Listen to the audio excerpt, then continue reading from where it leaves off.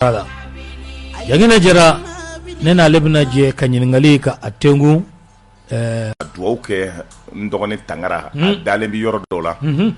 donc saya ngata ni be ba nene dondo parce que amanta de ke kata tandu nanya donc afoko dunya wati de ngap donc tambi ko nanyo adamadiya taka leje adamadiya kechugo leje ambe wati mi konna na ona na chirila anganga segi donc mauma be kenen kan membe kuma udegela obulo donc ka be donc kramantona ka fa obeye watu ti kelenye do be tlefela la do be shula ala tika kuma den duru ke chugo menga tabete ka fa obeye assalamu alaikum ka ufo ka barakada on sogma an su an tlen yoro dowla tabarakala ninjara nye kusube ambadam ne ni femiye odeye Goodluck Jonathan ni aleye sidaw ka cidin krenkrene anga jamana kono o annana somadaina kibaru telindo o hakli jawabo membi bolo o koka anga soroka do anga babu yere kono lala aye min ke mali kono abisien woro wolo vlabo na ere masodo nyini ka dama ka ke mali yenye akoflede note ngata lere kan ngase ka bamana nga foli koni ke ni wati inkono awni clé awni sogoma kan ngase ko lame mana dumini dum anase ko me parce que depuis ibeka ka clé fo kana se bima abe mali kono ka yala tandu sera anga fabala ni wati na abaka hotel la na matla hali dumini duna ngakla ya ko ka je folo ngata donc asigile no ka kuma kono anana mina mali ko kuma do ni ye jatimine ke nga donc ko ciba bolo ka lase oma akla o ci aussi anye bara chaman ke o konnana ni ala sona ana nyogon ye nga ka kuma maliko la embargo en biseka wuli chugodi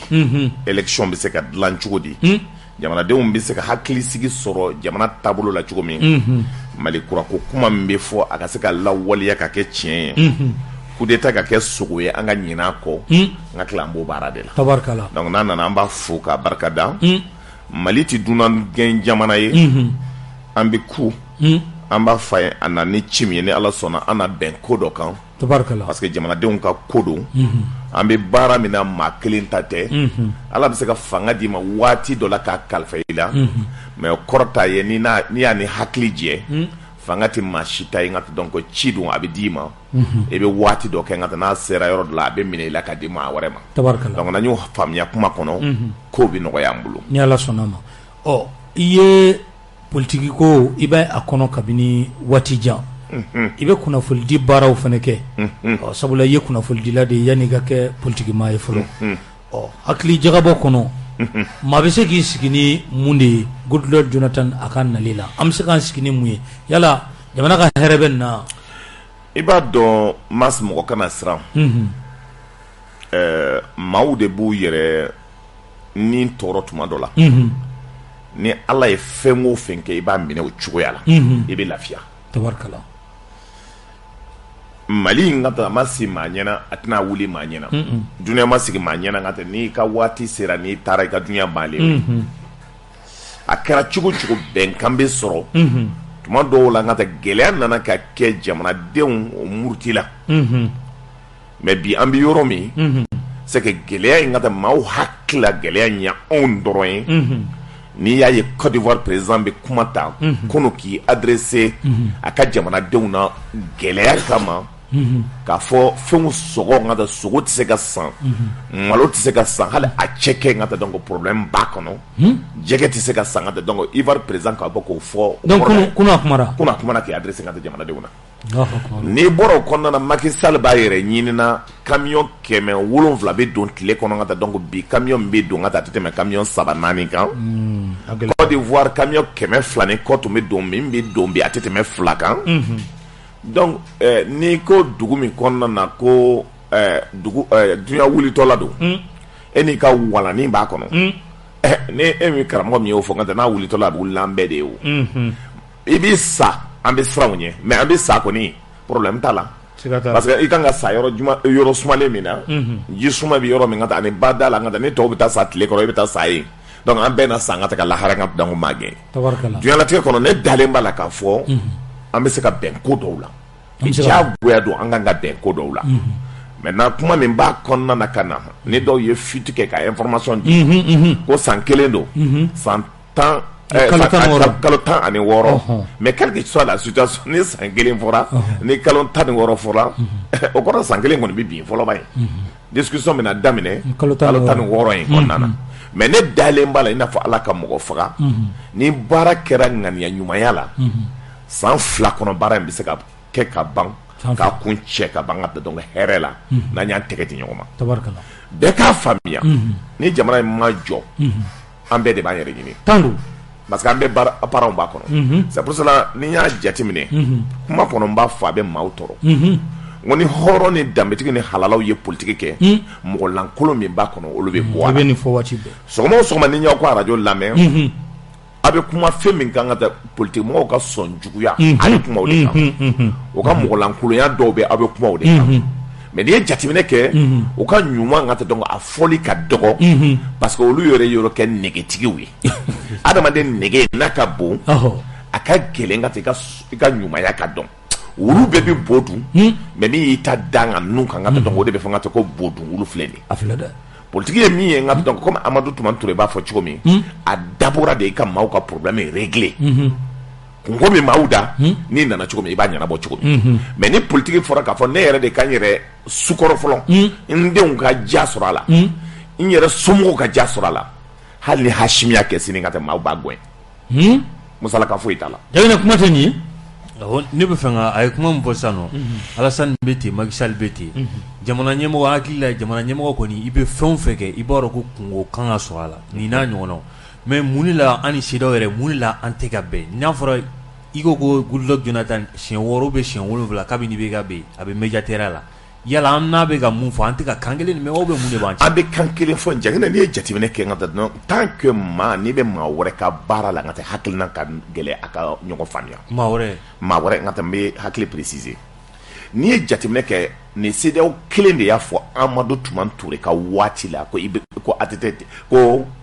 ATT ka démissionner ni hakili b'a la fo taara ka démission minɛ villa dɔ kɔnɔ i hakili b'a la ni CEDEAO kelen de y'a fɔ ko Ibrahim Boubacar Keïta ti démissionner ko c'est lettre très rouge o tɛ contradiction ya e ko ni bɛ démissionner e ko ni ti démissionner an dun bɛ papier kelen de fɔ n'an bɔra o kɔnɔna na CEDEAO kan ka min faamuya ka taa donc dɔw bɛ 3e mandat kɛ n'o ye coup d'état constitutionnel ye civil ye mais dɔw ka taa min ka d'o ye ka taa n'olu y'o kɛ après ka taa fɛn ti bɔ a la or ka donc u ka document min bɛ yen u ka papier min bɛ yen a fɔra la bonne gouvernance baara kan ka kɛ jɛya kɔnɔna cogo min modification man kan ka kɛ cogo min o bɛ kɛ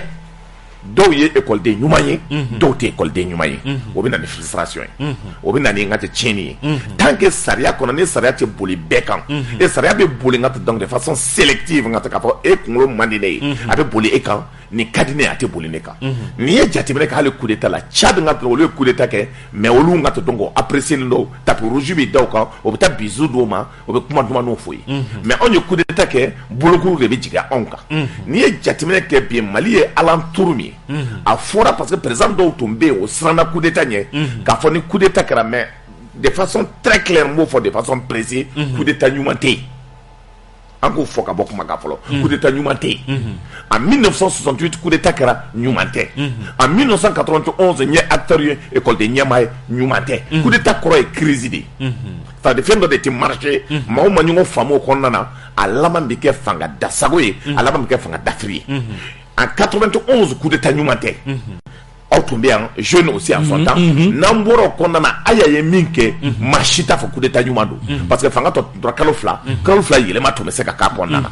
donc en général aussi n'i ye militaires ci sur le chantier ni kɛlɛ ma se ka kɛ n ka tɛ ça veut dire ni ko gɛlɛla fagali sera u la militaires b'u ka marifa renverser n ka tɛ i kama parce que bɛɛ ye gestion de crise ye n'a kɛcogo ma ɲɛ n ka tɛ donc ça veut dire jagoya a bɛ segin e kan parce que marifa n ka taa kisɛ bɛ segin dɔ de kan donc o ɲuman ye min ye des fois fɔlɔ en Afrique fagali de tun b'o la président tun bɛ faga mais sisan ka taa donc en général coup d'état bɛ kɛ o bɛ bɔ a la e ni bɛ kisi donc n'i ye nin bɛɛ jateminɛ k'a lajɛ i bɛ kɛ ka coup d'état n ka taa ni i bɛ kɛ tun ye maliyɛnw lamɛn dɔɔni a général coup d'état ninnu caman bɛ kɛ yaada b'a kɔnɔna na ani musow ani teriw olu bɛ don i kan ka taa k'a fɔ n ka taa e bɛ sɔn n ka taa donc nin ko la cogo min ni ye Musa Traoré ka waati ta k'ale ye Mariam b'a fɔ Musa ye e bɛ sɔn ka taa denmisɛnninw ka ko la cogo di fo ka cɛman nɛni k'a la n'i ye jateminɛ ka taa i bɛ ka muso Mayiga ka taa donc n'o ye bi ka taa donc ni a n'a den o i bɛ ka kɛ i n'a fɔ dunan i bɛ ka yɛrɛ tun bɛ minɛ k'a datugu a yɛrɛ ka so kɔnɔna na pression bɛ ɲini k'a fa cɛkɔrɔba yɛrɛ ka taa n'a nana so a bɛ kasi a yɛrɛ tun b'a yɛrɛ ɲini bɛɛ tun b'o kalama a fɔra yɛrɛ a ka signature dɔ bɛ yen a ka signature tɛ o ma dogo maa si la donc n'i y'o bɛɛ jateminɛ jamana kɔnɔna na c'est que a bɛ gɛlɛya de kuma fɔ n'o i bɛ ka tun o dun n'a tun sigila ka kuma maaw fɛ et que discours ka Cɛbilen ka mɔgɔw comme ils n'ont pas le courage de le dire Cɛbilen discours laban min sɛbɛn a ye a jigitɔla Kuluba ni Mana Sangare donc ani Buba ani Karim o ye discours in yɛlɛma ka bɔ o bolo n'i ye jateminɛ kɛ ka taa a tun kan ka na fɔ k'a fɔ ko démission tun kan ka kɛ assemblée ka démission ka kɛ et que premier ministre ka démission ka kɛ à la dernière minute Cɛbilen y'a fɔ ala ka hinɛ Adam min décédé la ka taa Adam Thiam k'a fɔ a sɛbɛn Adam Thiam y'i kanto ko Cɛbilen ma est ce que n ka taa donc i bɛ min fɔ la n ka taa aw bɛn n'a kan wa a ko non écrit discours sɛbɛnlen ka ban k'a ta ka di IBK man ka taa k'a kɔ don sani IBK ka bɔ n ka taa Kuluba ka na se n ka donc palais de congrès la discours yɛlɛmana ayi dɛ don min na a ko Soumaïla bɛna libérer bientôt a kɛra o don de ya awɔ discours don min kɛra palais de min kɛra palais la bɛɛ sigilen don k'a kɔnɔ fɔ n'i hakili b'a la n ka taa discours kɛra cɛma yi dalen don dɔw wulila ka bɔ salle kɔnɔ a tun bɛna démission o don de o don ka taa donc ça veut dire n ka taa assemblée nationale tun kan ka ci o don gouvernement tun kan ka ci est ce que o don kelen de la Imam Mahmoud Dicko m'a fɔ k'a bɛna kuma su in na o don in na ka taa Imam Mahmoud Dicko y'i kanto a ma a ko Imam Mahmoud Dicko ma k'a ka taa kuma k'a ɲɛfɔ coup d'état a tɔgɔ da nin ko bɛɛ ɲɛnabɔra ka ban Dicko ko tiɲɛ yɛrɛ la i yɛrɛ ka bɔ k'a fɔ n t'a fɔ parce que komi don yɛlɛma bɛ se ka k'a kɔnɔ Imam nana ka taa donc meeting kɛyɔrɔ la ni hakili b'a la a y'i kanto ka taa ko Ibrahim Boubacar Keita ko k'ale ka ko dɔ fɔ ko mais k'a b'a to a yɛrɛ k'a fɔ a kɛra Semasi cour kɔnɔ conférence de presse senfɛ fɛn wɛrɛ ma se ka a dɔn kun bɛ yen fɛn wɛrɛ ma se ka kɛ donc ni nin bɛ jateminɛ Janginɛ min bɛ na ni baara ye n ka taa donc ça veut dire jamanadenw lamɛnbaliya parce que ni fanga yɛlɛl'i kunna ni Ala ye fanga d'i ma i k'a dɔn c'est comme nafolo ko ye aw ka du kɔnɔna na Ala bɛ nafolo d'i ma i bɛ ban ka dudenw bɛɛ gɛrɛsɛgɛ Ala b'a fara ɲɔgɔn kan k'a di e kelen Janginɛ ma k'i ka baara kɛ n'a ye n'i y'i ban Ala b'a bɔ si la k'a di mɔgɔ wɛrɛ ma fanga Ala ko se fanga ye ne de ta ye ne de b'a da aw jɔnw ma mais n y'a fɔ i ka kɛ cogo min n'a ma kɛ ten n b'a bɔ si la n b'a di dɔ ma mais minnu bɛ est ce que u hakili bɛ nin Ala ko in yɔrɔ la oui mais parce que min don i b'a dɔn wa i ti adamaden dɔn f'i k'a bila fɛn saba ɲɛfɛ muso ɲuman cɛ ɲumanin i k'a bila n ka taa a b'a ba n'a fa gɛn ni gɛrɛsɛgɛ t'a kɔnɔ n'i y'a bila nafolo ɲɛfɛ a b'a ba n'a fa gɛn o ye fɔlɔ ye n'i y'a bila filanan ko bɛ ɲɛ musoko f'i ye an ka na ni musoko ye filanan na muso dɔw bɛ yen ka taa i b'i ba n'i fa n'i dɔgɔnin n'i ka maa min y'i dan i b'a haramu ni musoko kama ja kama dɛ parce que ja tɛ ku dɔw la n'i bɔra a sabanan ye jumɛn ye fanga le pouvoir moto ba bɛ yen a bɛ dayɛlɛ i kulela ka taa dɔn mɔgɔ b'a fɔ nka gardez-vous le président bɛɛ bɛ wuli ka jɔ ça veut dire bɛɛ b'i e de ka bila la i ni sago bɛ bɛɛ la maa dɔw ka taa dɔn o tɛ se o kɔrɔ pour que adamaden dɔn ko maa ɲɛnama don ko danbetigi don ko hɔrɔn don ko halala ko Ala ka mɔgɔ don ni saba bɛɛ bɛ to a bolo mais a b'a kun biri ka se k'i lajɛ maa kelen min sera k'o kɛ ni n y'a ye o ye Amadu Tuma Ture i ni ATT bɛ sigi ka taa dɔn ko président don a b'a kun biri a b'i lajɛ ka da ka président bɛ se k'i nin tigɛ parce que o tigi y'a dɔn k'a fɔ se bi Ala subahana wa taala de ye mais caman b'a fɔ k'a ye silamɛ n ka tɛ silamɛw tɛ n'o tɛ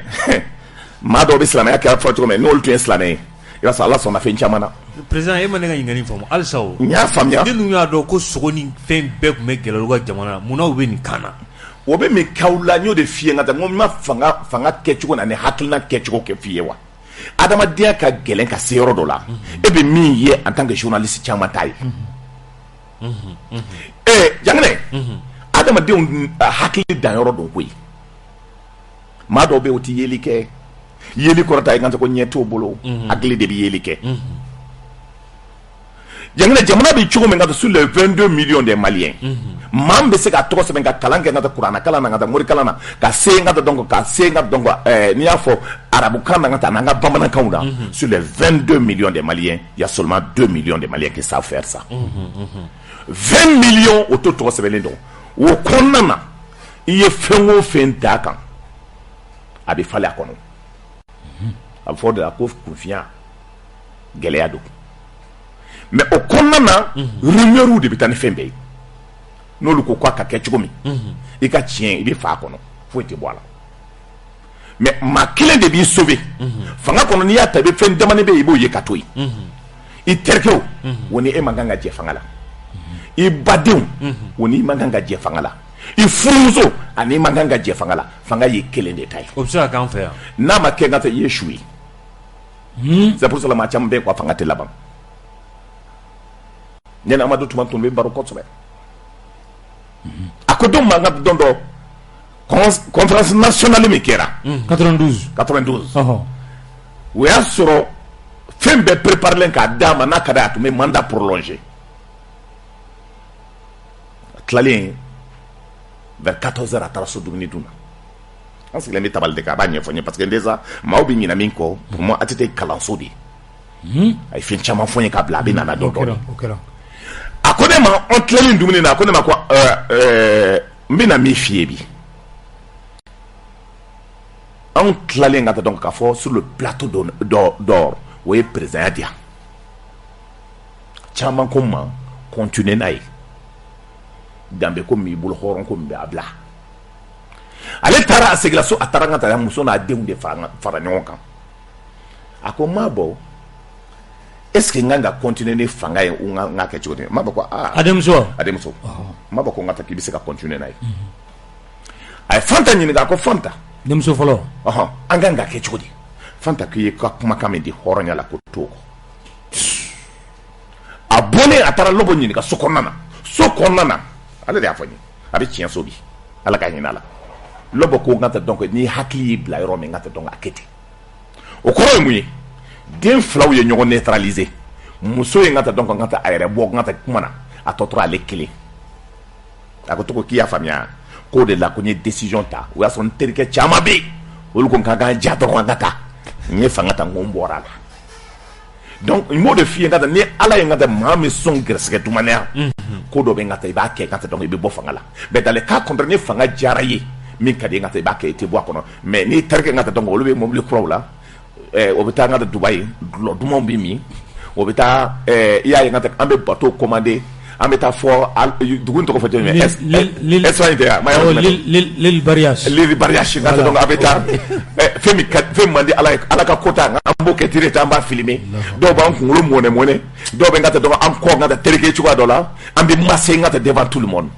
k'a sɔrɔ i ɲɔgɔn fantanden tɛ yen i fa ye fantanden i ba ye fantanden i fa yɛrɛ t'a bɔ yɔrɔ dɔn mais fanga dir'e ma e b'a fɔ k'e bɛ jamana fɛngɛ ala b'a i ta tiɲɛ i bɛ bi a la o de la Ibrahim Boubacar Keita binna ala sudɔyɔrɔ la mɔgɔ ala ka dayɔrɔ sumaya an bɛna a ka dossier la dɔn dɔn mais maa min y'a sudɔn an ma tɛmɛ mɔgɔ tan kan ala ka dayɔrɔ sumaya merci beaucoup ala ka dayɔrɔ sumaya an b'a to i ka ji dɔɔni min an ka to président ka ji dɔɔni min an ka kɛ ten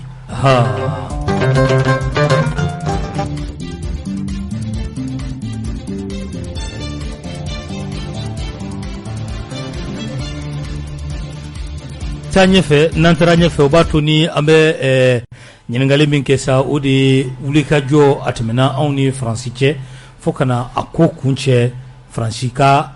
a fɔ ko ale ka kɛlɛcɛw bɛ taa o dugusɛjɛ an ka faamaw ka lɛtiri bɔ k'a fɔ k'u ka taa sisan anw ni Faransi cɛ n'i ye ko daminɛ lajɛ ka na se a évolution ma fo ka na a se a bɛna se a kuncɛyɔrɔ la hakili jagabɔ kɔnɔ mun de bɛ sɔrɔ e fɛ k'a fɔ nintogo mas n ka taa fanga ye diplomatie ye fɛn fila la nkalon ani nanbara ani fanga diplomatie nkalon da tɔ bɛ nkalon o tɛ jamana fila ni ɲɔgɔn cɛ a bɛ nkalon ni se b'i ye n ka taa y'a ye Ukraine bɛ kɛla cogo min bi wallahi marifa bɛ n ka taa dɔn ko kuma na ye a m'a fɔ ko n'a y'a kɛ n ka taa dɔn ko o bɛ mugu cɛ a la foyi ma bɔ a la n'o dalen b'o ka denkɛ la o m'o a nanbara a tromper k'a fɔ n ka taa dɔn ko États-Unis b'i défend France b'i défend France cɛ bɛ yaala la i n'a fɔ suruku a nɔfɛ a kɛra cogo di o ma tila k'a fɔ ko ka ambassadeur bɛɛ ka bɔ wa a ye kɛrɛnin kɛ bi mugu t'o kan bi n ka taa dɔn ko olu tɛ bolila ka don u ka so jukɔrɔ wa a ka espace aérien ka taa dɔn ko fɛn o fɛn b'a bolo ni kisɛ yɔrɔ n'a bɛ pan marifa don n'a bɛ pan a y'a bɛɛ ta tiɲɛ donc bi n'a ka di n ka taa o bɛ jigin ka président minɛ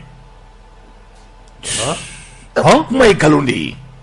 fɛn sabanan n ka taa n bɛ fɛn saba f'i ye n ka taa i k'a bila n ka taa dɔn i ka hakilina kɔnɔna na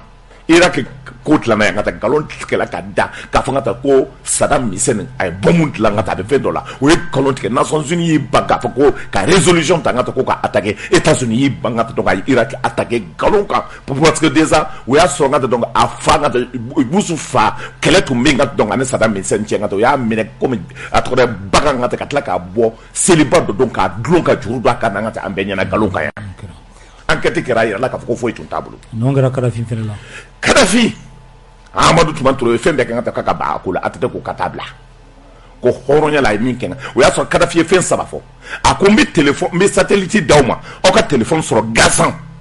mbi fen flana min dawma wari min bolo le pétrole dollar ambe banko créer ayna waru ta ka barakena akatla ka déposer koloro jurumay ako samana e miye ambe espace do aménager ka dawma office du Niger la bara mi kanga ke abike ngad donc pour ka saka bogele la misru joranye segu fen chama kera onye ako be ne bi kele min da parce que min do ngata donc bi ambi yoro me libi mami bi ne bolo dongo do na ine fa ngata donc afrique ko bana sahel ko bana o e galon tike kabina Benghazi attaqué tubabu ye résolution ta Nations Unies sono bolo France ye barake o ya so ane Sarkozy musoko kele de tomber hein musoko kele parce que a muso tarangata ka faka beta mogodo libre o lobi kasolo a hakila Kadhafi sera ale musoma donc ayo ke ka dunya be wuli Kadhafi no fe ka Kadhafi minengata ka fembe ke ka fanga rebel nyama mi be o ka Kadhafi bla la trois certain mo ko no Kadhafi bla ngata do opta ka tlaka no installer Malila ka band sahlo salen créer ka doma pour ka donner Algérie la ka donner Malila ka donner Mauritanie ka donner Niger la ka donner Burkina ka doma baraka tsaka ke ma sabade nana o don ma flatra ki ka kisani ka malfa di atetema kelenyi bankelela parce que déjà on est français to mignon fait do minga donc agelo attaquer là ou ya yira ka fanga ko les rebelles nous ont donné des corrections au lieu de ya fanga aux déclarations que deux ethnies les noirs et les blancs ne peuvent pas vivre ensemble Alain Juppé afora Alain Juppé au fond hakli be barakete wa fo ya o ko kele Kadhafi ne ka fanga Kadhafi fagale malfa to be kene parce que c'est le pays le plus armé en Afrique o yo malfa de takasra daele o ton Burkina Faso kafri korme mbe masaduwa mbe ngata mafade ngata nongo no ngata dango horonya to mafte papa adama de me moshi halalate ame be boli ngata kika dambe toy kika horonya toy kika halala de ya toy ka boli kata wala jamana fe ngata ko auto nationalité o desia le blaise compawe onyo ngombi refe mbi de yo malendo bolle no de politiquement do do ministre ya ko ya o bolle no bi e baraka do bora moto ere la so de taga bon ngata ko o ya soro tara aéroport la ka kule kanta ko le bolle to late maw nyina no ko c'est pour ça ngo kana to ka jim kata yoro jam ade ale fene mo ba do ma bo moto la ngata do amba do na bo ne ka so la ale munge na be bolli ma faka ka bo are gati bo ale re o de ma fo o ma ga mais est-ce qu'elle était bolli e ma ga sagini me ngata era tu me talo na chuka da ngata na nyabe sagini na ne ko ngata go ka o jim e ti ko jigo do nya fa ngata ko politique la ni ke teneni ngata do ngi raw e bi ambi du hale ngata antikolo to wallahi na afle ale ke ngata donc iba fa ngata kama delika vécu ngata donc ne de tu me kule quand iba fa teneni ngata donc yoro ngata be pampa amanga ngata yoro ngata afle bol kala ma ngata donc tulu kele nga fa tara ref la ngata kama ya ba asina gani beka o siglenya na togodi même senyela au bek me kuma ka o besigli eta do nganya fie jengene ngata ko do foli mani rena ngata ne ko dam na kawzim serer la ne afanga mo be nyu be jo ngata ne ko kawzim bala ngone tala moi l'expérience que j'ai vécue en tant qu'ancien de l'AM politique mo la ni moyen ngata ka daka cha ko abe so fe la ka be kuma para go bana bala abe kuma fa dabi kana na barato e abe janfanke parce que o mo si ngata be fem no fe ja e mo me perkali feri ngata donc bo feri ngata to ma bolo ngata so ko ba kono no o nyo bla ngata nyama ya la be ke chodi e ba don e ba don ne ya ye kurufina o ya so mi kele koro ere ba don kurufina ne be kele la tuma ngata boyse ngata mini boyse ngata donc no to me kurufina boyse ne on de be baraka ne on fait atumi te wuli ngata boyse de on de ngata kurufina e ni o tigi dum politique la ka bo pergal fere la nyengen be fere iko no to ko la politique o da baraka ke ngata ka fa ka be politique mo be da baraka datu e ta do ngata ko e kala ba jaya wala la atatura aleka akakoko ni bana wo ngata donc maintenant atlala lo ngata aka teneni do anyimina ka ban hala kuluti ngata donc maintenant aleka politique ko maba ni fie politique ko la mais président ka politique maba ne c'est fait ma fo munu ma ko kunu ko vieux crocodile no chamo a mo kuma mun fo vieux joint mais bien no mo nya famo a mo fo famo mo no famo nyongo fe bi mais on est la politique a faut payer connaît que la politique c'est la cohérence mais o mali politique o ya ne dametigi utala ne kalabanci ni zo ne kalabanci ubala mamu ti boyali ke ngata mambe kare ko fano ba fere halo dinga to bo saraka ngata pour kana flo soro be son fembe ma o bo fano ba fere e ni yo dinga ta politique mo ne kalabanci de politique ma o de bede no do hein ça veut dire horone halala din dametigi obemi ayaw datu parce que n'abe molo ngata horone dametigi ni halala o nambe molo ngata donc anu ma kanga ka anyemai parce que ni politique mo lankulonta ni yo zone kalabanci ta ni ngana mo lankulonta kabla tan ni uta ata fa yɛrɛ fa tɔgɔ dɔn n'i y'o kɛ ɲɛmaa ye n'o ye min da i kan ala de y'a to ka taa a y'i ta tiɲɛ n'a y'i ta tiɲɛ a jo b'i la parce que i y'a di a k'i ka maaya de ban a bɛ sariya o sariya ta sariya lankolon don a bɛ fɛn o fɛn kɛ ka taa ka intérêt don fɛn min b'ale intéressé a ka sira t'a muso la a ka sira t'a den na a ka sira t'a ka taa ka kabila la min b'ale intéressé a kɔnɔbara a n'a ba ventre. Allahu akbar. O ye kuma tiɲɛ dɛ parce que mɔgɔ bɛ siran kuma ye k'a fɔ. mais jeliw ni hɔrɔn jeliw ni kabilatigi jeliw ni numu aw bɛ yafa ma parce que n ye kuma min na o la bi n ka tɛ parce que an ye dugutigi den aw man kan ka kuma normal aw de kan ka kuma n'aw y'aw ban ka kuma na ka jɔ aw jɔyɔrɔ la donc finalement an yɛrɛ bɛ kuma minɛ tuma dɔ la mais ni n tilala n ka n bɛ yafa de la aw fɛ an ka tɛmɛ. mais an ka segin na ma se mun fɔ nin i tun bɛ ka kuma karafin kan ani mali yɛrɛ kɛcogo i tun bɛ ka kuma o de kan affaire étrangère bi bi in na i ko diplomatie ko namara de don. e b'o dɔn parce que mun na n b'o fɔ fɛn o fɛn n'a fɔra n ka taa donc diplomatie ko la n ka taa donc aujourd'hui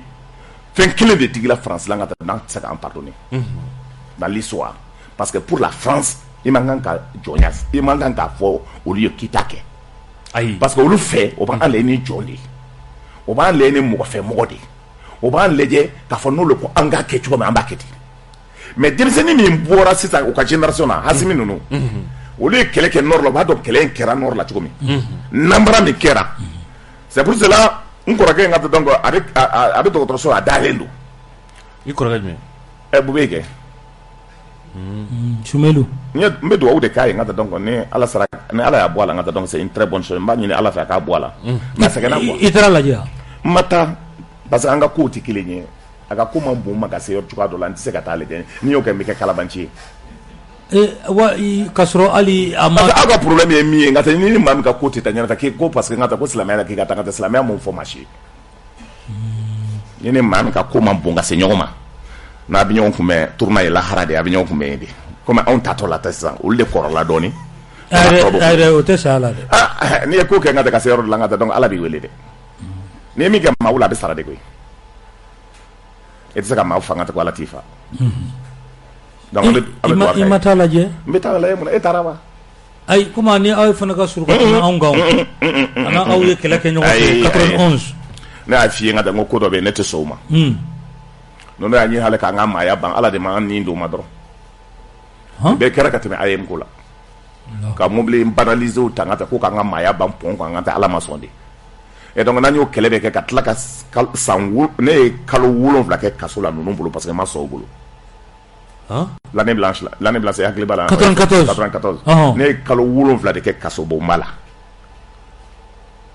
adema mɔgɔ ninnu ma fa adema kalabanci adema ONG adema ma dun adema n ka taa kalabanci parti politique adema trompeur adema ONG adema colonie den donc olu don i y'a dama tɛmɛ dɛ o de ne de b'a fɔlɔ ma wo parce que an bɛnna fɛn o fɛn Mali kɔnɔ o y'an janfa na politique ye ko diplomatie ye ko wɛrɛ ye nkalon b'a la kalabanciya b'a la ça veut dire n ye min exemple min d'i ma n'i ye jateminɛ kɛ o kɔnɔna na gɛlɛya o gɛlɛya sera sur le plan international nkalon de kɛra k'a dilan avec la force n ye 3-4 d'i ma Kadhafi ta la n ye dɔ d'i ma Irak ta la n ye dɔ d'i ma aujourd'hui min bɛ kɛla n ye dɔ d'i ma aussi fo ye maaw ye n ka taa donc o nɔrɔla américains ka avion kɔnɔ k'o bɛ taa n'a ye Afghanistan a ma kɛ an bɛ ɲɛna n'i ye nin bɛɛ jateminɛ k'a lajɛ où est la vérité dans tout ça mais a bɛ taa anw de la mais an k'a dɔn an bɛ taa yɔrɔ min an bɛ taa yɔrɔ min ka taa donc il faut que les gens min b'anw ɲɛfɛ i ka da la le chef d'équipe doit être exemplaire honnête sincère debout sur le champ de l'honneur a bɛ se ka yɛlɛ ananasu kan a ka kurusi sɔgɔlen tɛ i dalen a la ko ɲɛmɔgɔ b'an bolo bi yan ne yɛrɛ dɔ tɛ nin ye o tuma i b'i yɛrɛ bɔ a la cɛ bɔ n ka taa yɛrɛ bɔ ɲɔgɔn bɛ yan dɔ b'e bolo k'a fɔ ne ma minnu bɛ bi mais a bɛ tɛmɛ ne yɛrɛ kan ko ne ye parti ɲɛmaa de ye siga t'a la n'a y'o ban ne la ka taa a bɛ k'aw bolo baara ye dɛ a ma se mɔgɔ ka commentaire k'i yɛrɛ kan n'i ka ɲi ni jeliw tɛ dɔ f'i ma i yɛrɛ t'a f'i yɛrɛ ma jeliw de kan k'a fɔ ne ka ɲi o artiste sigilen o ye dɔnkili da ne la mais mɔgɔ lankolon o tɛ dɔnkili da la olu la don o don wa président an bɛ ɲininka sisan halisa diplomasi hukumu kɔnɔna la maa caman bɛ yen bi mun bɛ ka kɛ Ukraine dɔw bɛ misali t'a la k'an ka to k'o lajɛ an ni Russie cɛ ko sabula i da sera ma géopolitique kɔnɔna la k'a fɔ ko Russie bɛ ka pression mun kɛ bi lala ko Faransi u bɛ sɔn ka an to Faransi bolo m'a f'i ye ko mɔgɔ hakili ka surun o tɛ yeli kɛ mais Ukraine b'a kɛ parce que Ukraine a dossier ka taa frontière ka donc avec la Russie mais maa min bɛ yen ka taa donc n'o bɛ fɛ ka Faransi bien dun o ye jɔn ye c'est l'Algérie o b'a tigɛ yɔrɔ jumɛn de ka di a fɔ o ye min bɛ mɔgɔ hakili la o k'o faga yen parce que leur réflexion ne dépasse pas leur bout de nez ko ne ko ten donc foyi tɛ se ka kɛ yen Russie tɛna to Faransi bolo mais a b'an to Faransi bolo mun na Faransi yɛrɛ b'i yɛrɛ ɲɛ Faransi bien de b'a dumi Faransi ko de banna o c'est-à-dire l'Afrique le départ de la décolonisation partira nga donc du Mali a daminɛra a kɛra o parce que ka taa jɔ Français ye nga ka fɛn dɔ fɔ Faransi président fa bɛ yɛrɛ fo a b'a ɲimi k'a fɔ nga ta donc mɔgɔ tɛ pression kan kan Faransi ministre des affaires étrangères a bɛ kula yɛrɛ i b'a ko bana de y'a minɛ France nga ta ministre de l'armée nga ta muso bɛ yɛrɛ nga ta donc fa bɛ bilen assemblée kɔnɔ o t'a dɔn o bɛ taa yɔrɔ min donc ça veut dire que an bɛ tiɲɛ de kan donc mun fɔra dɔ fɔ o la ko Faransi tagali bɛ daminɛ Mali la tiɲɛ don wa mais e m'a ye wa n y'a daminɛlen yan mais e yɛrɛ ɲɛ b'a kan o ma kule olu yɛrɛ de ma ko bɛ bɔ wa mais France échec de kɛra o bolo parce que o ye nasara ka wari bɛɛ minɛ ka taa Europe kan k'a fɔ ko bɛna an ka donc au sauver au destin ka taa la France a échoué et tous les dignes fils français acceptent de dire que la France a échoué mais o b'a to ni bɛ ɲininkali dɔ k'i la o an y'a ye k'a fɔ nin ko la François Hollande ale kumara kuma dira a ma kumara sabula ale de kɛra sababu ye Faransikan na nka a y'a sɔrɔ président dɔ b'anw yɛrɛ fɛ yan n'o ye Jɔnkunda ye a ye Hollande de wele o kana yala est-ce que a ma se waati ma se sa Jɔnkunda yɛrɛ ka kuma Jɔnkunda tɛ se ka kuma o munna Jɔnkunda yɛrɛ de jɛlen tɛ Jɔnkunda kɔni in ka dɔn donc Jɔnkunda kan a kɛlen n'a fɔ sen kunbaba sɔnni tɛ foyi ɲɛ an ka tɛmɛ a tɛ se ka kuma yɛrɛ a tɛ kuma sen kunbaba sɔnni a bɛ mun ɲɛ i y'a tigi k'a fili dɔrɔn Jɔnkunda ta ma daminɛ depuis dɛ depuis an bɛ écoledenya la n ka taa donc a bɛ e ni ɲɛfɛla la ale de ye Faransi wele ale de ma Faransi wele a ye Faransi wele n ka taa a tɛ se ka kuma e dilan ka Jɔnkunda ye k'a bɛ se ka mɔnɛ kuma jumɛn bɔ mɔgɔ la depuis Ala y'a dan a n'a ka kasange min b'a kan na ye an ka tɛmɛ a tɛ kuma n ka kasange yɛrɛ b'a kan na ka yaala n'a fini jɛman ye a kan na n'o ye kasange de mɔgɔ tɔ hakilila k'a sara yɛrɛ mais a wulila don ayi ne m'a fɔ dɛ n ka RPM dɛ i bɛ ka mɔgɔw tun kɔrɔtɔlen k'a sara i bɛ ka communiqué kɛ n ka tɛ k'a ci wari tɛmɛna ko Jɔnkunda sara i bɛ ka wallahi n ka donc o kɛra waati jumɛn kɔrɔ o y'a sɔrɔ n ka donc Sidiki de tun tɛ directeur ye n ka donc wari tɛmɛna donc maintenant Sidiki y'i kanto n ka ko ko n'a sara ko mɔgɔ fɔlɔ min kan ka communiqué kɛ n ka taa ko ye Adama ye ko Adama ka communiqué kɛ n ka taa ko e bɛ communiqué kɛ a ye communiqué minɛ k'a bloqué a bɛɛ a fɔra ko Jɔnkunda ma sa n ko Jɔnkunda sara siɲɛ 2 de ka wuli a bɛ kirin a bɛ tila ka wuli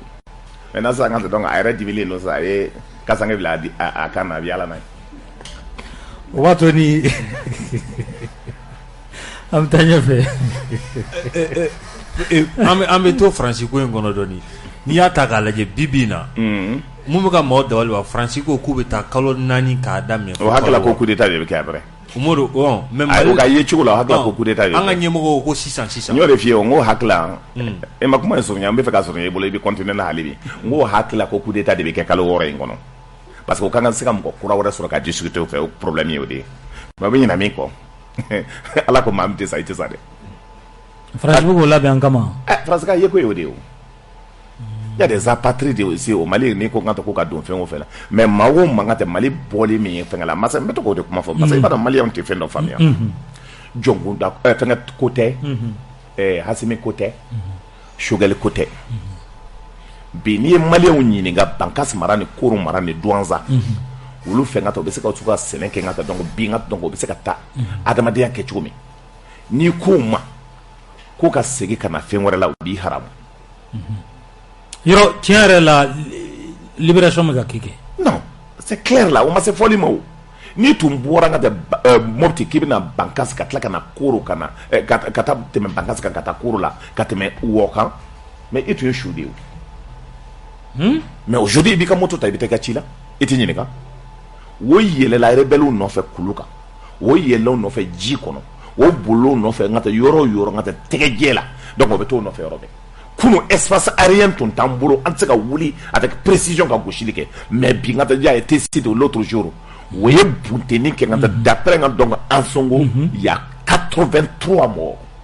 Bamachila. Mais on va dire pas il y a 57 de qui a communiqué contre. Mais on a 8 de tout ça là. Kuno d'après mes mami sur le terrain comme ni baraka ministère là il y a élément donc au lieu à faire que choukelinira donc choukera kononto en met doua qui ngata donc alaka inaula. Mais aujourd'hui le travail est formidable sur le terrain. Donc comment be fola l'armée monte en puissance en ta fouille ngata ka kado de mais obela obi sané mi ngata wa glital da o kana to minensa na ka fa ko be shweni ka kula ngata donc parce que devza malla ni mi bla bara la ngata donc na fra ko bara be nyew ngata o shweni ke donc Sadio anya bi la de mais si ça afra ko ni franci tara o yero ko te ko vidi be ke yoro do mina ke la kana tina siga sawa ça ne va pas se kana antu te ya vidi foité vidité vidi jume c'est pour cela qu'il y a France encore tatola sous la supervision de l'armée malienne. France on a donc la supervision mais sur le ministère de la supervision que on a donc comme on a débat comme ça gagner tout et de nana on parle et betala quand il y a un détail donc et betala quand on a magique France là depuis 1961 France botla a gagné pour la première fois par Modibo au botla halo comme minemi bien ngato tasuma dola o do fili ngata fleuve Niger kono e fenga bi yoromi génie bi yoromi c'est ko yenka minen be faranyon kan katasuma dola ka so gata français ka africain mana be mais franchi ga bon on fait ngati i daga Niger Niger président be gen Bazoum avec gen atime tu as vu la déclaration de la politique ni anya yiga parce que même bina kengata qu'est-ce qui va se passer au benyenwo tinyenwo ngata donc fakale bi ke Niger fakale bi ke Burkina y'a indépendance taw mais mindo aujourd'hui Bazoum bora chia do la ale chia manchanga donc au Niger moko yere ko ngata donc lui il est libyen donc quoi libyen on t'a fatene aga filimuni ko libyen ale bon mais libyen de fait donc ale ka ethnie mancha et les gens pensent qu'il n'a pas gagné les élections donc il est fragilisé et aussi concernant aux aides français il y a une position gardée mona parce que au cas iranien me boy ngata donc au cas industrie be alimenté au de la pour ko kasika courant so or au Niger ngata du ba chamambe Niger hal courant to bolo hal ngata atore panneau solaire to bolo et ils sont dans la pauvreté, dans la misère. Donc ko be ke tchodi les gens pensant que ngata ka sécurité ma garantie et que ngata ka mo be fakala ils sont obligés de se révolter et à Belgique c'était segat na teme un an quand à Sénégal Bazoum takali amene ba sangle avec elle à titemo quand Alassane Tako me obe ala bolo ngata anta do no kanga segi tumanu o tayre te mena ngata parce que ngata shiti mo woto ala beto ka kiringa wula yere ma ngata mo wata da na wata wati ne to na ta gelera o ba blaga ta français kata adatu ko to so dola ka kalo jolita ngata donc ko anta da Alassane be wuli tumanu ni be ko fe premier ministre Dr Choguel malen do ko kaka ngi imanguti sa kaka kuma kacha do wele ale bi ko de wele ka fobi ibi makungo ma bi ngata ale be kuma ngata ibi makungo la nyo de fo mam ti communication donc il est bon ko ngata lo ko datu et aussi il y a do jabi bi mena en matière de communication refuser de communiquer quelqu'un communique à ta place ni ba kuma ma be kuma place là aujourd'hui tout ce qu'ils sont en train de dire Fati ngata Choguel là nalomante la to ngata obe mi fo la bo de répondre ako kaka na répond na ma répond e ba famille achogodi ayato aka répond c'est comme ça qu'on travaille parce que confirme mbe jamana kono million mois wolti ko ngata donc na tolay ma be kuma me fo ba ko chebe ni chebulu pour éviter tout ça radio blala o de kama ngata bi na ko ni radio tunte radio privé tunte e ba ngata ko tumbana ma dembe seki kalan ko dola il est important que Sogol continue à parler. Mais mis de la stratégie de communication, Sogol est le j'ai dit en matière de communication, parce qu'il y a une différence nette entre la communication et le journalisme. Le journalisme, les faits sont têtus. La communication, c'est rendre la chose digeste, acceptable, consommable, jolie, très belle, voire appréciable. Donc, continuer à être apprécié, acceptable, être accepté. Donc, communication, on dit. Ni on peut dire que tu fais-moi faire n'a foranga de sugar le borgante. Elle fait tout de fait gâteau. Français fait tout de fait gâteau. Mais au moins garanti que plus de 1 mois. À boire à quoi piche 14 minutes de rangata dans le goût là. Parce qu'avec moi, il faut tiens bala. C'est consistant. La loubablou. Avec ta loume forgante, c'est des preuves donc avec ça fait. Donc tu vas vous prendre des nids de chaos. Pour la première fois, au niveau de la France, que ce soit le président de la République, le ministre donc des Affaires étrangères, le ministre des Armées, au Bégat argumentaire au boulot, où il y a qu'un ennemi. C'est des hommes faibles qui n'ont pas des réponses qui insultent. Mais moi, il y a un peu là. Il n'y a qu'à djandé, il y a qu'à djandé, il y a qu'à djougon. Et là, il a le crampe intellectuel. Il est malade mentalement. Parce qu'il n'est pas capable de convaincre. Il n'a pas l'art de convaincre. Et je l'ai conseillé tous les jours. Mais dans le gouvernement politique, le porte-parole du gouvernement est là pour parler. Chaque département ne kodo bengato lukanga kuma uka aspect là. Mais ne kono na c'est globalement Sogol parle au nom de Assimi et lui-même. Kuma ba fla de bablo en tant que premier ministre et en tant que président Assimi kuma kalfala. Avec Kumana, Assimi s'est dit je vais être dans l'ombre mais fais-moi fembike nene et débat préparé et de ngakuma dai. Donc au débouché. Mais au débouché o de la Assimi tika kuma. Mais Assimi be kuma muna. Assimi ganga mi fonga de donc Sogol ba for la plus belle manière. Et il se retrouve là-dedans et il est très fier Assimi de la parole et il a confiance nemi dalembol mais hakla ko ka binto lado. Assimi yere kumno yingal kilo ko et hakle sigi Sogodo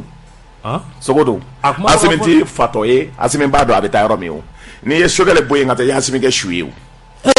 abodo tu vas pas ni nami na ngata donc n'importe politique mo tono et dans les médias de la que ça Sogol a remplacé noti enfant net Sogol supporter ka ngata ko Sogol do ne Sogol dans 91 wa son moto min babulo muso bi yele moto min ka Jakarta blemani do ngata yama matia matini o de tu babulo Damorangi Corofina iya do dom orange Corofina atumbo de la iya do ni nya do wa so ambe Corofina nyoko fe sanme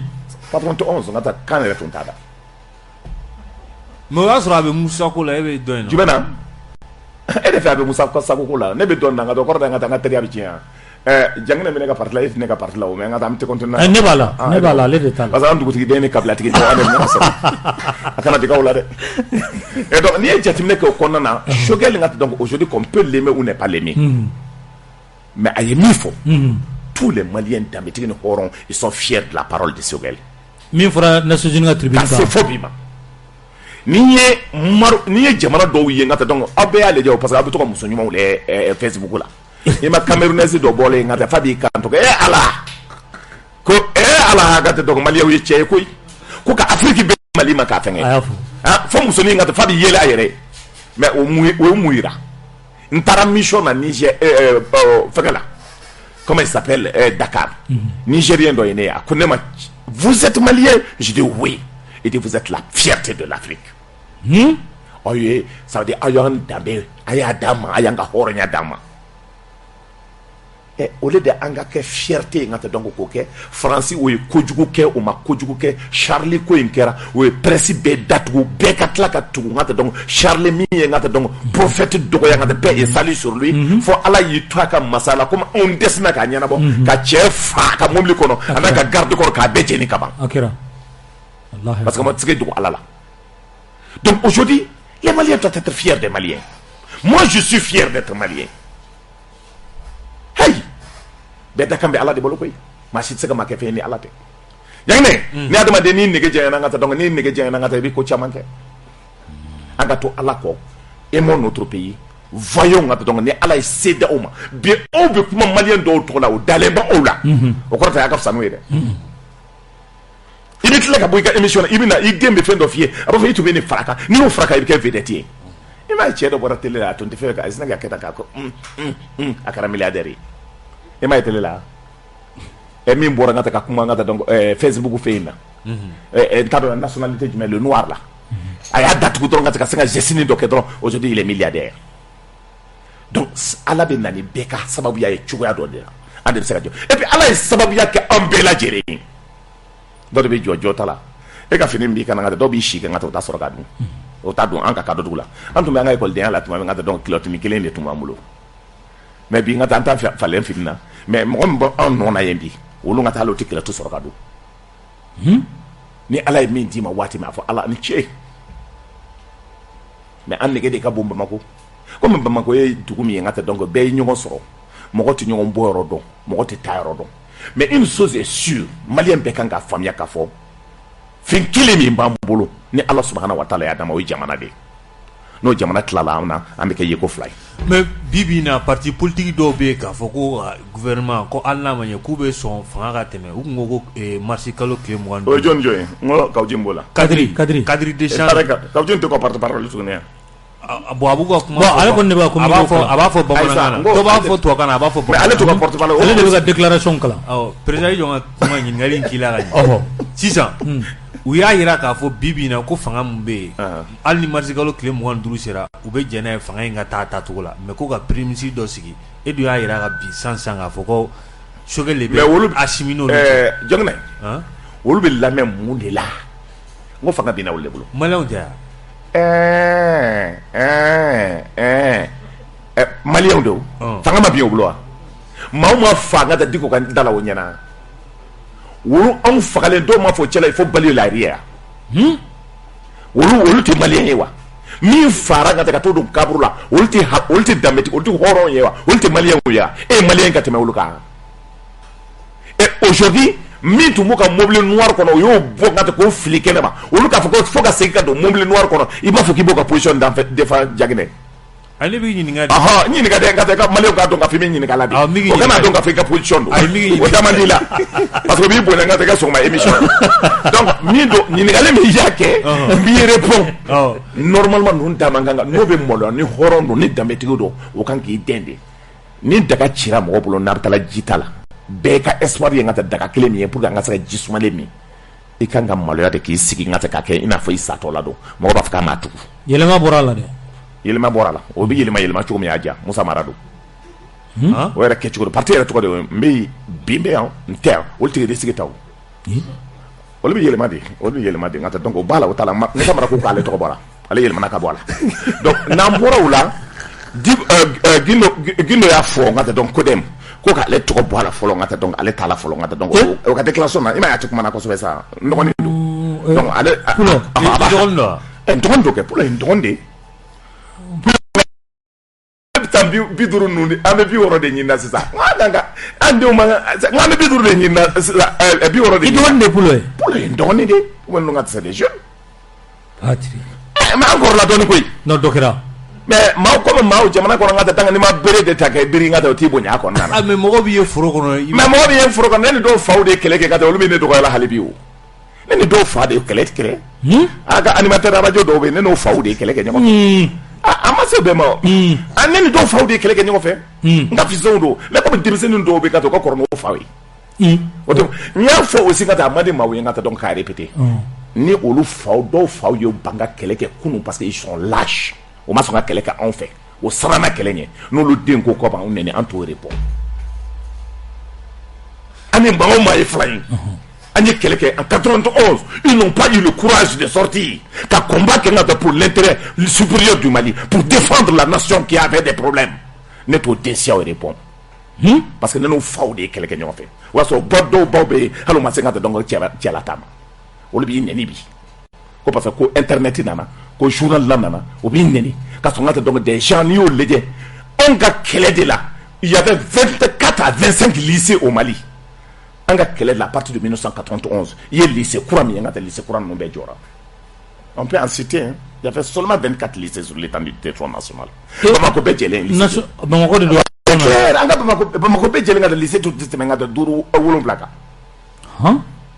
Lycée Buyagi. Lycée ka donc Prosper Camara. Askia. An ka daminɛ fɔlɔ Sankore. Buyagi. Askia. Lycée des jeunes filles. Notre-Dame.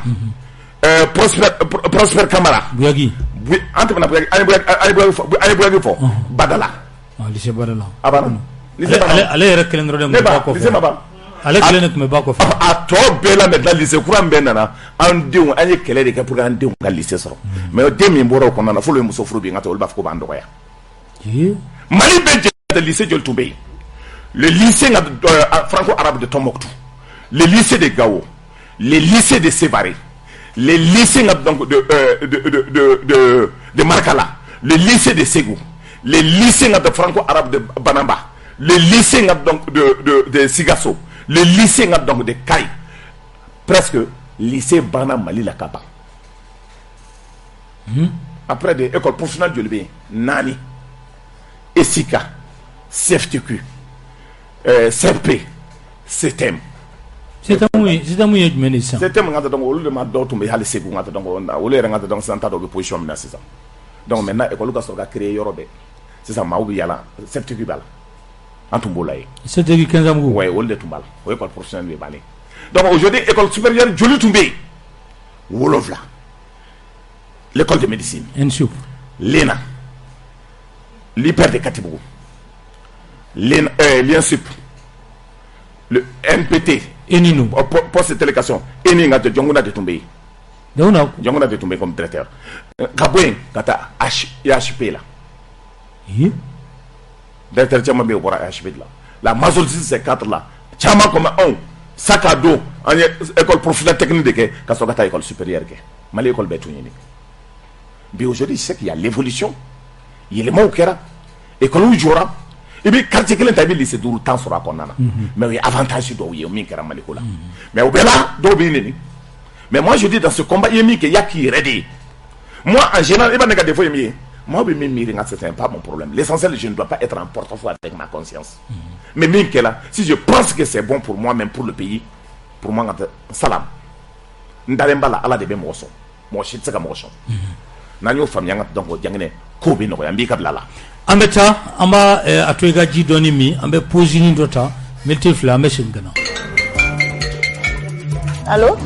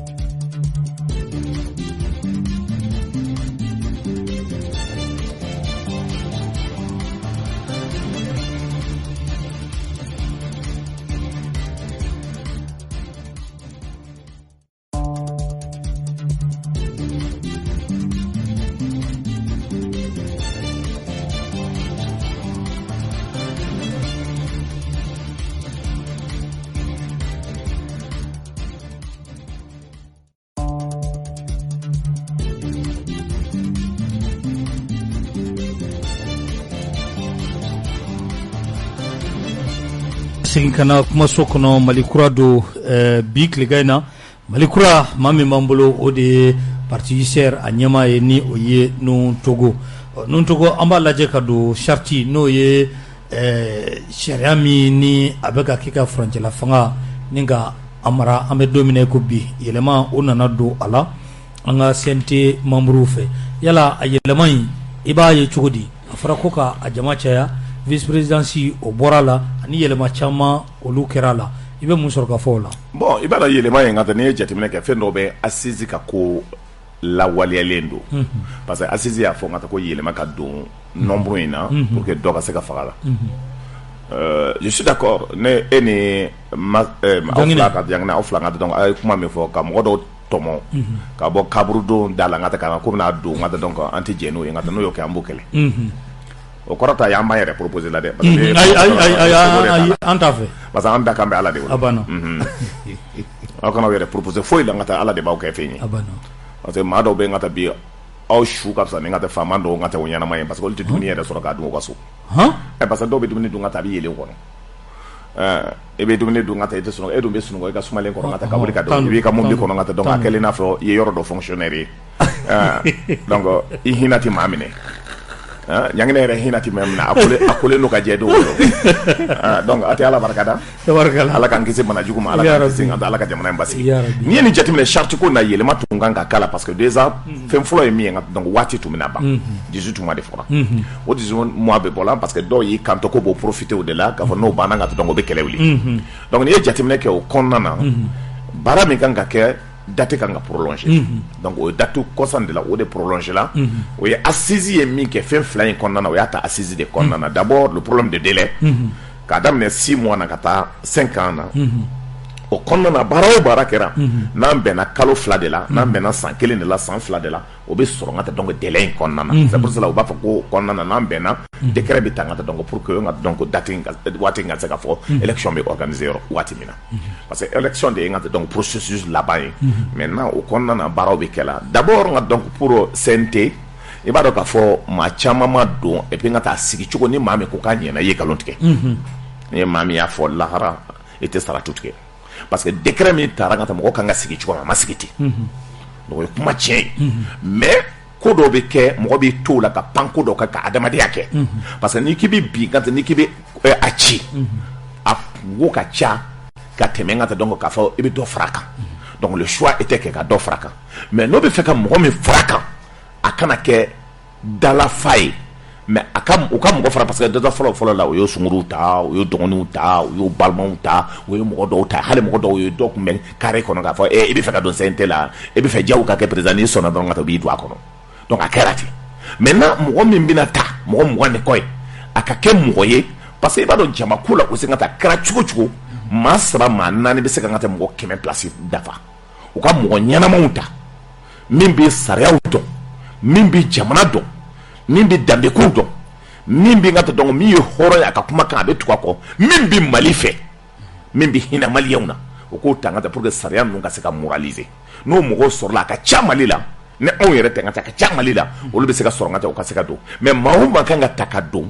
o kana kɛ n ka taa pour accompagner les partis politiques ou ka denmisɛnnin dɔw accompagner k'a fɔ an n'olu ye kɛlɛ kɛ n'o kɛra n ka taa ko bɛ tiɲɛ n ka taa a tɛ ɲɛ n ka taa donc maintenant an ka bɔ o mɔgɔ ko la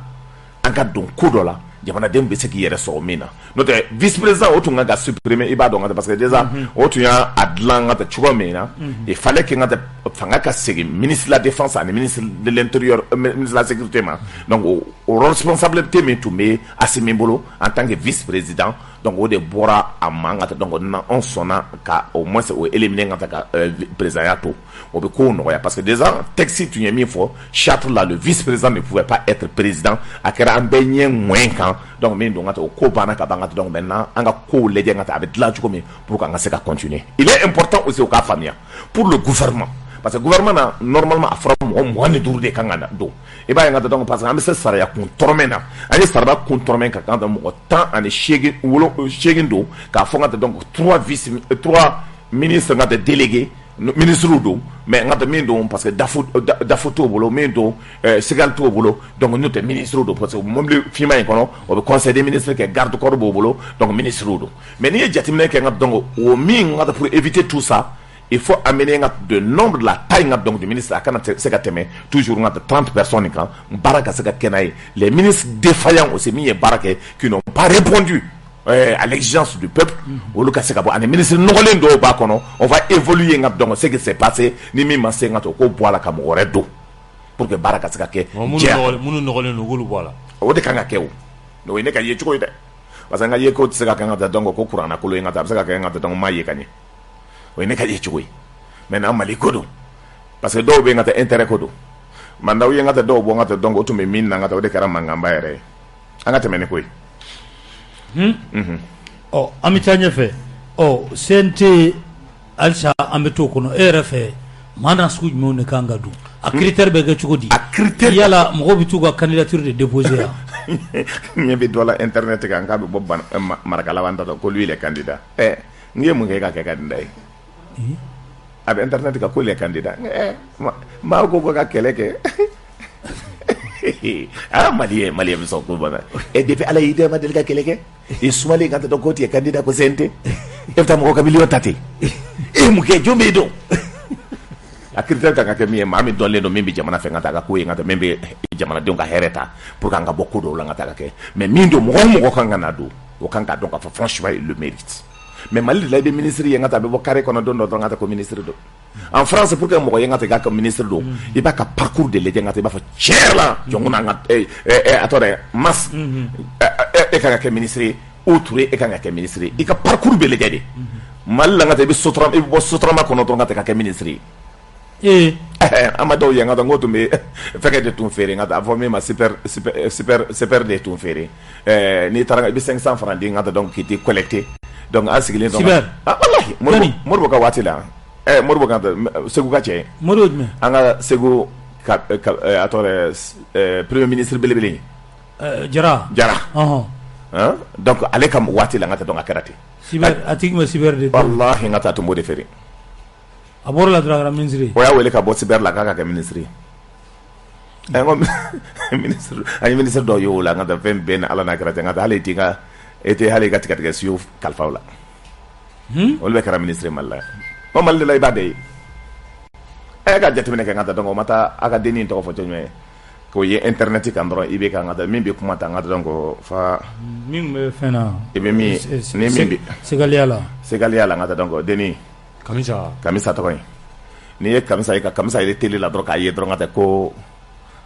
ka kuma na tele la ibe ka ba singa tango ibe ka tay na ma we dron comme ko shudo anga teme sa anga teme ala kadarus abe suma be ala de bulo anga teme mali sebendo sidao kama ani ye mo nyangini mutalo ka nyesha mo to hakla kati kewu mais fem se ka bala normalement fenga ka boala de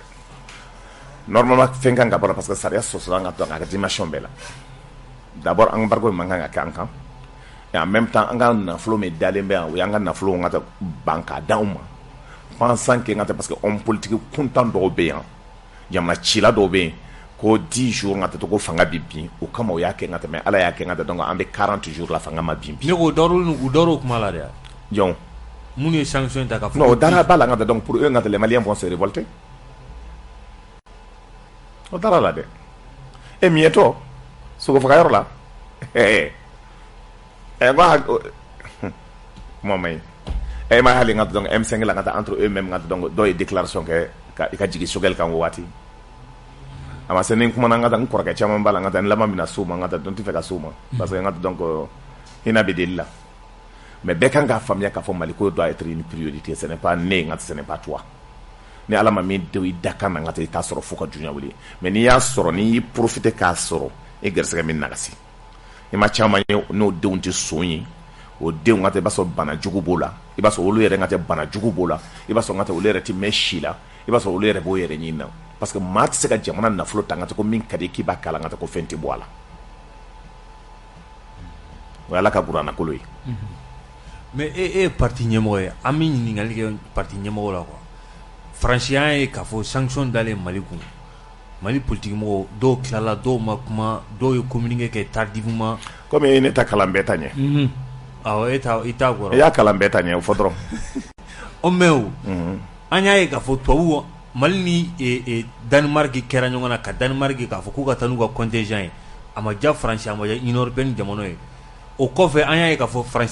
France parti politique bɛɛ fara ɲɔgɔn kan ka Mali k'a fɔ ko an ye mun k'o la k'an y'u lamaloya k'u ma jɛnɛ mais munna Mali politique mɔgɔw mun de la a bɛ kɛ tan Mali n'i ye hɔrɔn ta ka fara ɲɔgɔn kan a bɛ kɛ ten mais u b'a politique baara la a mɛnna n'i ye danbetigiw fara kan ka taa i ye min ɲini i b'a sɔrɔ kuma o kuma ni danbe ni hɔrɔnya ni halalaya t'a la kuma lankolon don mɔgɔ lankolon don o kɔrɔ ta ye n ka fisa ni bɛɛ ye dɛ maa kan ka i ka kuma kan i kan ka t'o de la maa tɛ politiki kɛ parce que i ye fɛn jamani jateminɛ Mali kɔnɔ ka taa maa siya 2 olu de ka ca politiki mɔgɔw la o jumɛn jeune min ni fɛn t'o bolo depuis Ala y'a dan dɔrɔmɛ t'a bolo hala ka kursi tobilen t'a fa o bɛna politiki la diyagoya ka fɛn sɔrɔ filanan ye jumɛn ye cɛkɔrɔba min n'a ka maaya banna ka ban ale b'a den placer ni maa o maa kɛra ministre ye n ka taa a b'a wele n ka taa i ka maafi bɛ yan i ka garçon bɛ yan k'o placer n ka taa dɔn n ka taa ni concours bɛ placer n ka taa dɔn a den bɛ se ka don a la cogo min c'est pour cela n bɛ Choguel féliciter Choguel denw tilala depuis 2017 a denmuso a n'a den kɛ n ka taa o bɛ chômage la Mali la ne ninnu tɔgɔ de b'o fɔ aw ye mɔgɔ bɛ se k'o kɛ Mali la yan 2000 combien 2017 a denw bɛ chômage la ka da kan énergie concours kɛra yan kanam concours kɛra yan concours ɲɛnamaw bɛɛ bɛ kɛra yan ne olu don ka taa kafiri min bɛ kuma na ka taa olu denw bɛ ka taa dɔn k'o taara cogo min an y'a ye o ye sotelma créé o ye mun kɛ ka taa dɔn ka orange dilan o yɛrɛ denw dɔw ye o ye AGEFO dilan o yɛrɛ den dɔw ye o ye baarakɛyɔrɔ dɔw jɔ o yɛrɛ den dɔw ye ka taa dɔn k'olu ka k'a la mais Choguel den bɛ chômage la n b'i lamɛn politique ye danbe ko de ye ani hɔrɔnya n ko halalaw a ye na danbetigiw a ye na kabilatigi denw a ye na i mɛnna ka nin kuma in fɔ dɛ a bɛ t'o de la o mais mun bɛ France politique mɔgɔ n'an ta o mais a différence ye min ye o b'a dɔn olu min dɔn ka taa o bɛ jamana fɛ ils ont l'amour de leur pays ils aiment leur pays et ils sont fiers d'être français e ka jamanaden dɔw bɛ yen o bɛ taa nationalité ɲini o muso kɔnɔma dɔw bɛ taa nationalité ɲini français o den e ka politique mɔgɔ dɔw bɛ yen o muso bɛ taa jigin yen fɛ de i ma ye n ka taa dɔgɔnɔw bɛɛ banna ko ka taa an ko dɔw ma aw bɛ sa yan a tɛ taa yen dɔw tɛ taa ka taa ka jamana mara n ka taa ka jamana ka taa dɔn ka gɔn kɛ ka gɔn farima kɛ ka taa ka jamana ci fo ka na se yɔrɔ la k'e bɛ bɔ ka taa e bɛ se la waati min ka taa dɔn min tun ka di a bɛ kɛ e tun bɛ miliyari dun i b'a da an ka taa dɔn i b'a di npogotigiw ma i b'a di n ka taa ka villa jɔ ka di musow ma i bɛ mobili kura san ka di musow ma i bɛ e ta ka mobili ta n ka taa k'a di n ka taa dɔn jeliw ma i b'a di n ka taa dɔn min ka di ye i b'a d'o ma mais aujourd'hui n ka taa n'a fɔra k'i yɛrɛ furakɛ tigɛ i bɛ avion de ta n ko i bɛ taa ka olu tun y'o de fɔ a sara de n'o tɛ i bɛ ka tun kan ka taa garde tour de la misi pikiri kɛ k'a la ye cɛkɔrɔba to tɛ sa président a y'an ka danbe de tiɲɛ a ka maaw n ka taa i b'a sɔrɔ ɲi bɔlen don sisan n ka taa k'an kɔnɔ n ka taa mais ne ye n ta fɔ a ɲi wɛrɛlen don k'an kɔnɔ dɛrɛ tɛ nɛgɛjuru labila walima ɲininkali b'i fɛ ɲininkali ok mais bibi na o maa caman bɛ k'a faamu halisa an bɛ sigi an kɔfɛ de gouvernement in dayɛlɛli ko politique mɔgɔ minnu bɛ mankan la nin minnu bɛ fanga la k'u siran bɛ u bɛ fɛ k'u wele k'u don jɔn ka siran gouvernement dayɛlɛli yala a dayɛlɛli kun t'olu ko ye ayisa olu ko cogo di e bɛ se k'o fɔ cogo di mais mɔgɔ jumɛn b'o la mɔgɔ bɛ siran min ɲɛ kunun mɔgɔ tun bɛ siran o ɲɛ parce que i bɛ fanga la ninnu y'a fɔ yan n ka taa ko bɛ mɔgɔ labɔ fo ka taa fanga bi o ma se ka mɔgɔ labɔ a ma kɛ ɲɛna ya de ninnu jumɛn de ka taa warabolo jumɛn de b'o la k'o bɛ anw ba n ka taa an n'olu de baara kɛ ɲɔgɔn fɛ mais e t'a dɔn ko jamana n ko ne de sira ni mɔgɔ ye boulevard kan tɔgɔ bɛ ka taa kuma min ta sugu kɔnɔ ko malo bɛ ka gɛlɛya parce que bɔgɔ t'o de ta ne m'o de f'i ye n ka taa n ko Côte d'Ivoire n ka taa le président s'est adressé aux gens malo bɛ bɔ yɔrɔ min ka taa avec Covid ka taa gɛlɛya la yɔrɔ bɛɛ cɛ a ye sɛnɛ kɛ n'i ye tomati sɛnɛ ka taa donc kɔngɔ t'i faga taa sɛnɛ kɛ i ka tomati ye taa sɛnɛ kɛ an bɛ nɛgɛjuru m'a fɛ e ka tomati sɛnɛ b'a ci ma i ka dɔɔni d'a ma a ka nɛnɛ tuguni n bɛ dɔn ci ma i bɛna tomati wɛrɛ di yan wa n ka taa dɔn i ka nɛnɛ sisan ni sen na ta ka di ka tɛmɛ fɛn bɛɛ kan n bɛ fɛrɛnsi yɛrɛ de kɛ la aussi fɛrɛnsi kelen fɛrɛnsi kelen ne ko foro yɛrɛ bɛ min foro bɛ n ka taa dɔn dɔgɔba la dɔw ko k'a bɛ n ka so sanfɛ de ko parce que ko kantin da ko n y'a kɛ n ka so sanfɛ n ko n m'a kɛ n ka so kɔnɔ n y'a kɛ kɔlɔn de kɔnɔ Malien ngania ko nya ke ngaso sabe mo nya ke kolon de kono mais ñiningal lawa yana nga ninga juru di ami gablala imena e sorosuka yoro fantan ani fla ye bara chamange ouais mais armée re konna la bi na fore ga ñemfoli ke monter en puissance mi na ku minina bibina mate sosol kala la Mali kono ali parti chamambe yo communiquer ga ñesho ma ali ni do make mais na fore ke ga ñefoli kala mune yela mana nene e be kan ka soldat de ngata pour défendre l'armée nationale moitié politique ko ngata l'armée armée ka hakilna yemi normalement armée manganga politique ke armée ti mo taye armée jamana de taye comme la justice mais ne jatimene ke c'est que bi o sera ka nafulo damane min soro nafulo be do na jeya la ngata donc akono mais c'est ka foka be jelendo de parce que akara chuko ni ko do mangata donc ko hale ko ka ato fito me dorme flata ka saneke o be do shwala amogobe mais à ce stade aujourd'hui ngata encore y avion y ngata donc etara o mo wole ya ko ka tangata avion kura wole ngata donc aéroport la nana benyana aujourd'hui anyeba kan avion be wuli ngata ka tasuma bo ngata donc mo be bolla anyeba kan aujourd'hui à un moment donné nya fo ngo hal ay moto do nyini moto mi ga telni nu ka moto ngata pour ka ngata to attaquer bi moto do sangata donc baraw bi kala na sur le terrain o be tam mo nyene fo ngata pick up se ga do yo chama pick up ni bi kibi do ngata donc bom bi se ka wuli mais aujourd'hui le niveau de renseignement aussi qu'ils ont avec exactitude parce que kabakolo mi tumambulo folo ngata donc antu se ga tak kabakolo la chukumi yanja sera me be ngata tuabu ya bara anya nanga mitayromi o bako no ngata be entraînement ke anga na sei aujourd'hui c'est que na from malla yoro ngata gelabe anga avion be se ka wuli kata objectif traité katla ka se kana donc ça démontre notre indépendance et notre façon de traiter l'information et que en état à la recherche donc de l'information et on va traiter les ennemis sur le terrain ni jatemene ka ngata ko be moto kemeta ngata kam mo fla ta ka yala parce que ngata donc tasuma de tonté mais ça tasuma be ngata otie les moto ka sen fla ngata ebita tumando la ebi moto jole so ko kono malfa dul lemba la obe tebeno yere et ngata donc en même temps koro marala le moment où ngata donc obe goshili ka ngata bayi marala ngata jusqu'à dans les confins de bayi donc vers Bankas donc 60 semaines jantebele 60 éléments fagalanga de tout konna nae donc maintenant na frako mo bien folo abe fiye kata ko ennemi bien armée era tout mesrankata wotu me armée candidate attaquer maintenant avec Keletri l'armée va à la recherche de l'ennemi pour aller le traiter là-bas nete combat que la nete commentaire que la Sadio de parce que nous be fitini ya neno fawde baraka ñoko fe no be fitini e o be neno fawde baraka ñoko fe ne yo tonton de donc maintenant ne wolule ne me woluma tel ka barake ne te commentaire gen dengam mais min do ngata aujourd'hui be min kala ngata c'est feasible c'est acceptable mais au clos de ka gelen souvent o te mo la mais o la ni ma foye ngata ya la même bi mi fola ne téléphone chirawma aye mo ka téléphone ta mo te taw no fe ngata ko parce que qui est Sadio ye mo ti tin no fe ngata ko ye ator ministre de la sécurité mo be ko fait parce que be min donc a nye fawye mais souvent au clos ka gelen comme au radio la menga donc ba menga nyime foyi ni ala sonama ci de foroy ka boni kuma la kuma do be a mandiye kusube ki dado alanga amba nyingali kila no ye ni mafla be inu kasu no kusube we Amadou Toumani Touré we Soumaïla Sissi ambe dominer ko bi afla betena Soumaïla taraka ka parti be dabulo bina bi est-ce que e nun togoni e kungrota ko ya yordi ye verdone malo ya ko don dambe abi gele akuma fo saya mone Allahu akbar saya mone gele chaman kera ni ye jetine ngam abin toro mina doni Soumaïla tunganga ta nyafenge tuma ngata Soumaïla tunga fone ngata katita ngata katunte candidat législative la amneramina nene ale nyon surakat biro koronga mango président ni ikitita nyafenge gele abala parce que ni baraba mbe kera anye minke malikula ni kitita ambe mo fosini anga génération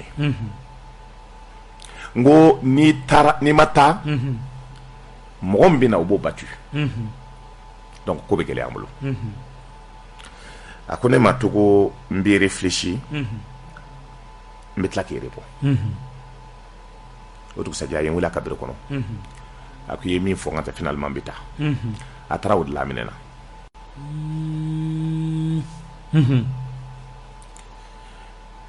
Soumaïla ye danbe ko kuma fɔ a ye hɔrɔnya fɔ a ye halalaya fɔ a bɛ se ka fɛn o fɛn kɛ Mali ko la a y'a kɛ mais c'est dommage an ka parti bi parce que ko wari bɛ dɔw bolo o ka parti kɛ ko ye cogoya dɔ la kuma gɛlɛyara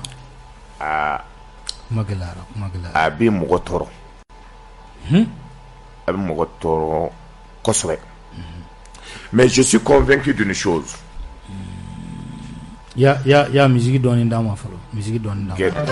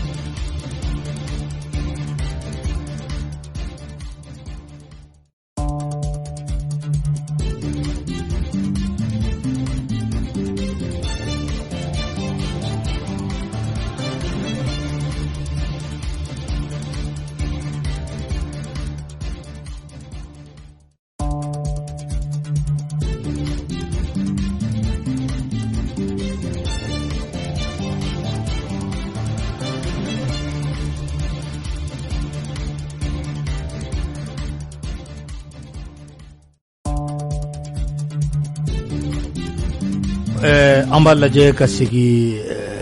ni Soumaïla tɔgɔ fɔra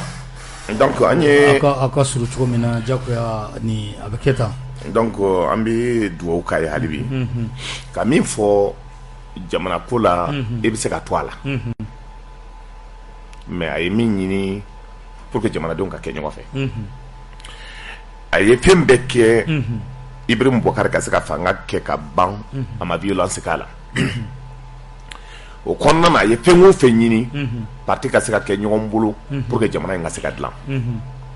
mais bi nafolo kama maaw y'a ka parti ci Soumaïla n'a tun bɛ yan saya ye mɔnɛ in ka tɛ donc ko dɔw tun tɛ se ka k'a kɔnɔ bon pour moi donc ni Ala ye min kɛ a ka ɲi o baara min bɛ kɛla bi donc aujourd'hui l'URD doit rapidement se retrouver parce que n bɛ kɔni bɛ min fɔ Soumaïla ye min kɛ Mali ko la n ka tɛ ni Ala ko ye tiɲɛ a ye min kɛ n ka tɛ ka taa pour que jamana ka se ka kɛ nin position na a ye gɛlɛya min kɛ a minɛlen ka taama ɲɔgɔnmɛ kɔ ka don bateau kɔnɔ kurun kɔnɔ ka voyager ka a tɔgɔ sardine dun ka si nɛnɛ na parce que tout simplement Mali ko don o don maa dɔw bɛ se ka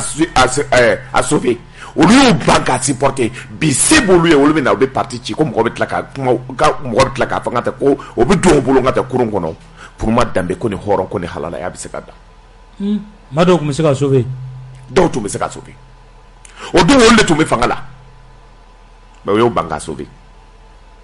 Soumaïla ko tun kɛra an tun b'a bila an ka donc a ka san damani kɛ a ka kalo damani kɛ bana min b'a la kɛri ko problème b'a la depuis écoledenya la n'a ma fura sɔrɔ n ka donc n'a ma se ka hygiène de vie kɛ c'est que a tun bɛ sa o tun y'o programme ka bila pour que Soumaïla ka sa Allahu akbar Soumaïla y'i kɔ don an na kɔrɔ dors tranquille ce combat nous allons mener avec honneur n bɛ se ka min fɔ o ye nin tabarikala Ya Jalo an bɛ nɛgɛjuru ka a labila